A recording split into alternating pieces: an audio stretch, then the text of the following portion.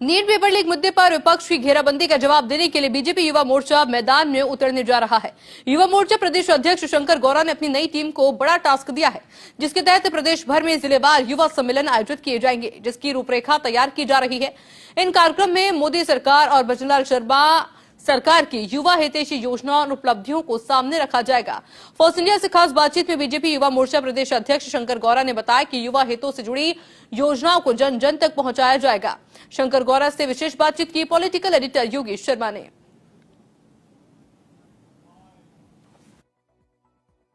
राजस्थान की बीजेपी के हरावल दस्ते युवा मोर्चा की टीम का ऐलान हो चुका है। नई टीम, नया टास्क। किस तरह से अब पार्टी के कार्यक्रमों में युवा मोर्चा के नए पदाधिकारी अपनी भूमिका को निभाएंगे, किस तरह से हरावल दस्ता आगे बढ़ेगा। हमारे साथ युवा मोर्चा के प्रदेश अध्यक्ष शंकर गौरा, हम उनसे बात करेंगे। शंकर, किस तरह से नई टीम को आपने नया टास्क दिया है? देखिए, हमारी नई टीम की घोषणा अभी हुई है और जल्दी हम पूरे प्रदेश की एक बैठक बुलाने वाले हैं और इसमें जो आगामी पंचायत चुनाव आएंगे उन पंचायत चुनाव में युवाओं की बढ़ चढ़कर हिस्सेदारी हो और जो नव मतदाता, अभी जो नए मतदाता बने हैं, उनके सम्मेलन करना, युवाओं के सम्मेलन करना और हर पंचायत समिति वार और हर नगर निकाय वार हम पूरे राजस्थान भर में युवा सम्मेलन करेंगे और युवा सम्मेलनों के माध्यम से जो राजस्थान की युवा हितैषी सरकार है, आदरणीय भजनलाल जी की सरकार है, जो हमेशा युवाओं की चिंता करती है, हमेशा युवाओं को रोजगार उपलब्ध कराने का काम करती है, इन सब चीज़ों को लेकर हम जनता के बीच में जाएंगे, युवाओं के बीच में जाएंगे और युवाओं को भारतीय जनता पार्टी की विचार से जोड़ने का काम हमारा हरावल दस्ता करेगा। 12 साल मोदी सरकार, इन 12 सालों में मोदी सरकार ने क्या काम किए और किस तरह से पार्टी का जो मेगा अभियान है उसमें युवा मोर्चा की भागीदारी रहेगी? देखिए, 12 साल विश्वास के, विकास के और जन कल्याण के।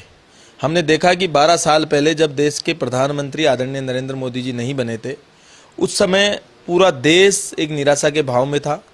रोजाना कोई ना कोई भ्रष्टाचार होता था। 2G भ्रष्टाचार हुआ, कॉमनवेल्थ भ्रष्टाचार हुआ, कोयला घोटाला हुआ, अनेक प्रकार का। और मैं तो कहना चाहूँगा कि जब हम विश्वविद्यालय में आए थे, हमने हमारी छात्र जीवन की शुरुआत करी थी, तो उस समय उस अंधकार को ही देखा था। युवाओं के हितों के साथ कुठाराघात करने का काम पिछली कांग्रेस सरकार ने किया था। अब हम देखते हैं कि 12 साल में किस प्रकार से, पहले कितनी मेडिकल कॉलेजें थी और आज कितनी, हर जिले में मेडिकल कॉलेज हो गई। पहले हमारे यहाँ कितना स्टार्टअप बिल्कुल नहीं था, आज स्टार्टअप के लिए देश के प्रधानमंत्री जी ने इतनी अच्छी अच्छी योजनाएं चला रखी है, इतने अच्छे अच्छे काम कर रहे हैं, जिससे स्टार्टअप हिंदुस्तान का जो मेक इन इंडिया था उसको बहुत बड़ा फायदा मिला है। अभी जिस तरह से नीट को लेकर एक वातावरण बनाने का प्रयास विपक्ष ने किया है बीजेपी के खिलाफ, और जिस तरह एक जुझनू के बच्चे ने खुदकुशी की है और कांग्रेस के तमाम नेता भी उसके घर पे गए हैं, तो आप किस तरह से देखते हैं पेपर लीक माफिया को लेकर? लगाम लगनी तो चाहिए थी लेकिन लग नहीं पाई है पूरी तरह। देखिए, राजस्थान की सरकार ने पेपर लीक माफिया पे लगाम लगाने का सबसे जोरदार काम किया है। पिछले कांग्रेस के शासन में 19 भर्तियां लीक हुई और उन 19 भर्तियों के जितने भी पेपर लीक के माफिया थे उनको जेल में डालने का काम राजस्थान सरकार ने किया।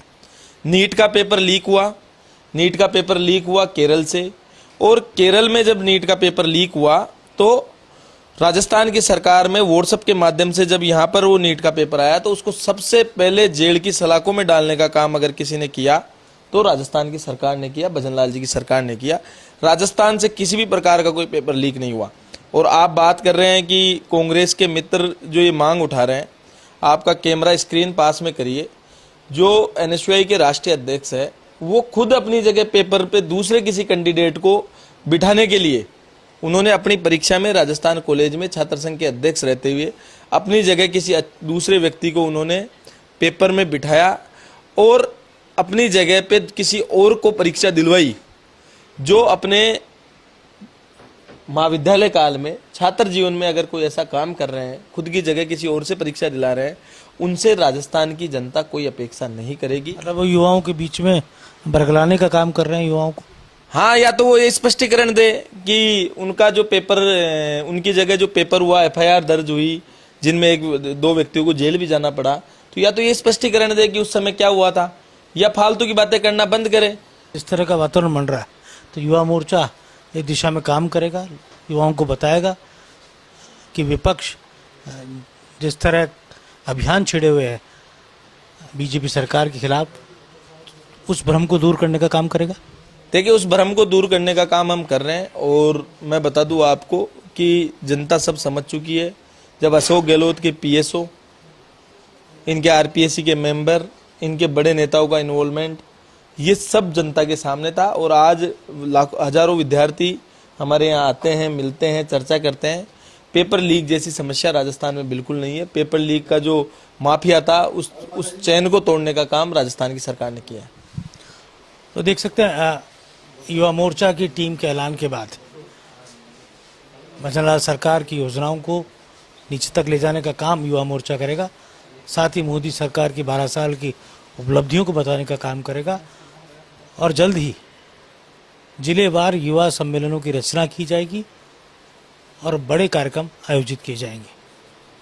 कैमरा जर्नलिस्ट यश के साथ योगेश शर्मा, फर्स्ट इंडिया, जयपुर।